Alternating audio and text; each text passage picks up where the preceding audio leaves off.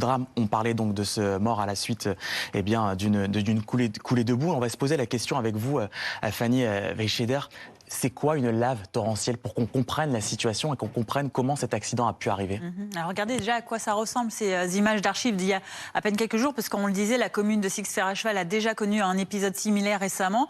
On le voit, c'est de la boue très dense, très importante, très compacte, qui a la puissance de charrier, vous voyez, des morceaux de pierre, des rochers qui peuvent même parfois aller jusqu'à plusieurs tonnes. C'est un phénomène très important, géologique, qui peut ensevelir, comme vous le voyez ici, des véhicules. Elle est composée, cette boue, de plusieurs éléments, on va le voir en détail, notamment d'eau, c'est la base de cette boue très épaisse, de cette lave torrentielle, mais aussi de sédiments, un peu comme du sable, c'est du limon, très fin, des éléments rocheux, du gravier, des débris végétaux, et tout ceci lui donne cet aspect très visqueux et cette puissance, cette densité donc dévastatrice.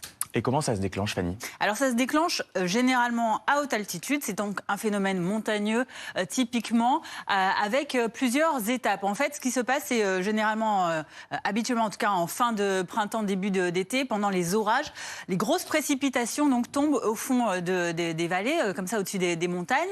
Cette eau ou cette grêle très puissante, très violente, elle descend donc du fait de ces parois très escarpées, donc de cette pente très vertigineuse, et elle tombe souvent dans les lits des torrents. Et ensuite, elle charrie avec elle justement ce limon pour arriver donc au fond, en aval de ces montagnes, avec beaucoup de puissance, beaucoup de force, et donc emporter avec elle des véhicules, des habitations, etc.